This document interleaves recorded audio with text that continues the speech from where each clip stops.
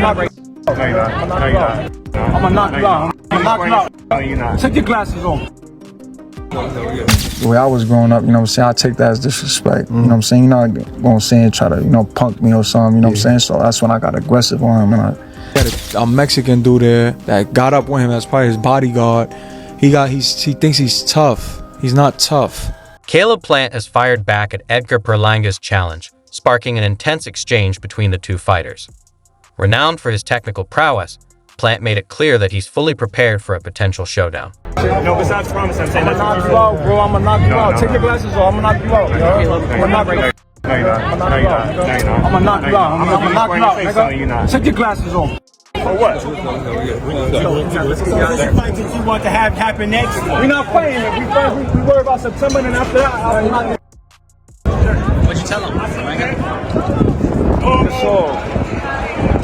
Leading boxing promoter Eddie Hearn has expressed keen interest in a potential showdown between Caleb Plant and Edgar Berlanga in the super middleweight division. Viewing it as a thrilling matchup, he highlights the division's intense competition at 168 lbs.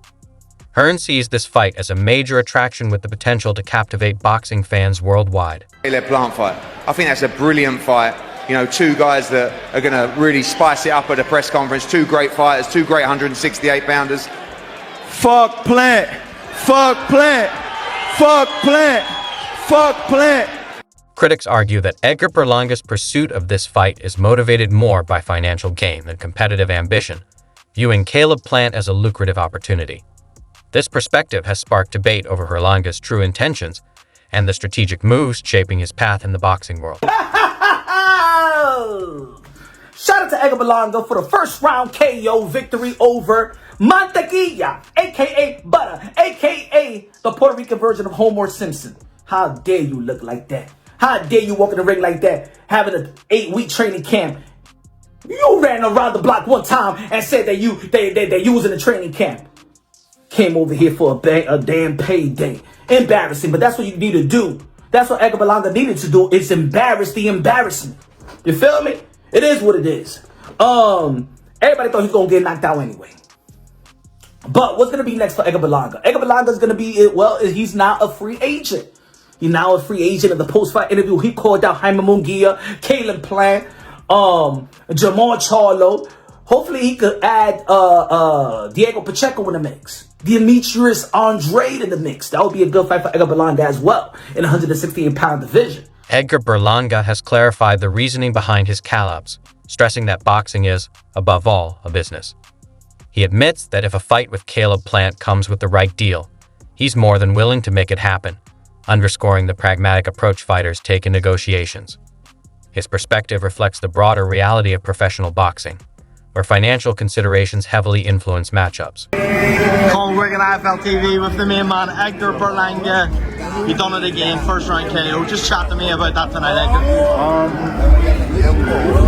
I'm humble, bro, and I was supposed to do that. They try to, mix it up, whatever. My team gave me that opponent, and, we took the challenge. But, I went in there, I did what I had to do. I'm a veteran now, so I got him out of there early, and, now we off to the next one. Did you always know it was going to be like that whenever you got in the ring with him?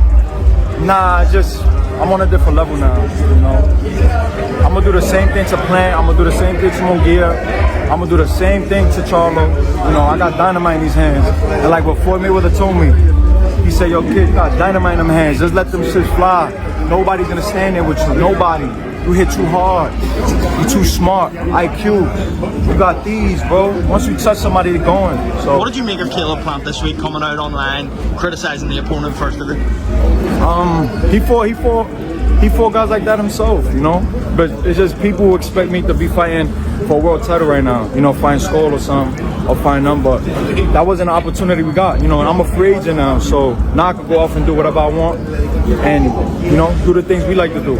Eddie said in interviews that he wants to work with you going forward. Is that something that you want? Yeah, for sure. I mean, the social media, everything. Me and him be chatting and stuff. But at the end of the day, business is business. And Caleb Plant has openly criticized Edgar Berlanga's approach, taking aim at his online antics. Plant argued that if Berlanga had suffered a loss to a fighter like Canelo Alvarez, he wouldn't be acting this way. His comments highlight his stance on professionalism and the way fighters should conduct themselves, particularly after high-profile bouts. I'd rather try and go out on my show trying to win than just, keep my hands in my back pockets. And, especially when I've talked about, I hit harder than Golovkin and I'm the greatest fighter to ever come out of the East Coast and all these different things, I'm not going down without a fight. I'd rather go out on my show personally, and as a competitor, if I do lose, it may not be my fondest moment, but when I was I'm sad after I lost to Canelo, I was concussed. So I'm not thinking straight, but I was being honest in that moment. I trained hard for this. I come up short, I'm sad, this sucks.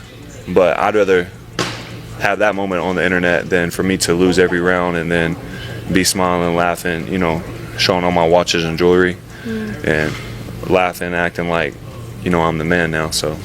Caleb Plant has responded to Edgar Berlanga's challenges with a firm declaration of readiness to fight. Acknowledging that Berlanga sparked the exchange, Plant believes it's only fair to answer back. He also recognizes the financial appeal of the matchup and encourages fans to stay tuned for official developments. His stance showcases both his confidence and eagerness to embrace new challenges. Saturday Revenge Tour is dropping exclusively on EdgarBerlanga.com. You can't get it nowhere else, can't find it nowhere else other than EdgarBerlanga.com. I told myself that I wasn't going to do that, but sure enough, at the press conference, I'm sitting there minding my business. And, he starts yapping at me as if he doesn't have a tall enough task in front of him. So, I appreciate the viral moment, Edgar. I appreciate you making me some money too. So Saturday, 10 a.m. PST, EdgarBerlanga.com. There's been about 3 or 4 times that he's done threatened to smack me in my face. And, a couple of y'all are like, oh man, Caleb getting into it with this person, he's getting into it with that person. This is the 3rd or 4th time now he's done threatened to smack me in my face.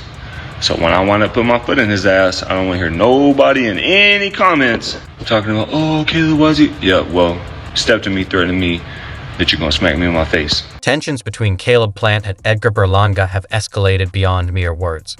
Berlanga has expressed frustration over Plant's use of a website associated with him, claiming his logo is legally registered and threatening legal action.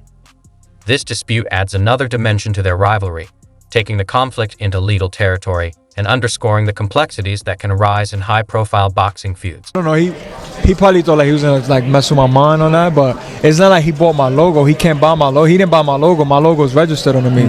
He bought a domain that I was trying to buy from the person, and they didn't want to sell it to me. I don't know how to offer them a lot of money or something, but I don't know. I'm gonna sue him after this fight. Really? Yeah, I'm gonna sue him for all that. He sent me